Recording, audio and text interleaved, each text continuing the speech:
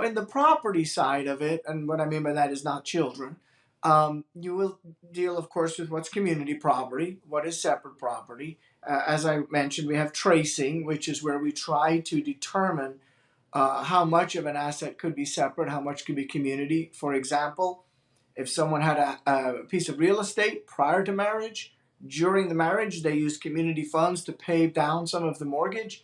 There may be some reimbursement claim there. Reimbursement is where one estate owes the other some money back. It is not tax accounting. It is not traditional accounting. It's legal.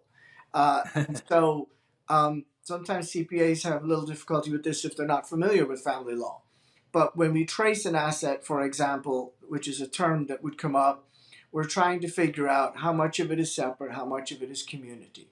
If there's a claim for money to be reimbursed, you have two separate estates, one for each spouse, a community estate. Who is entitled to reimbursement, if any?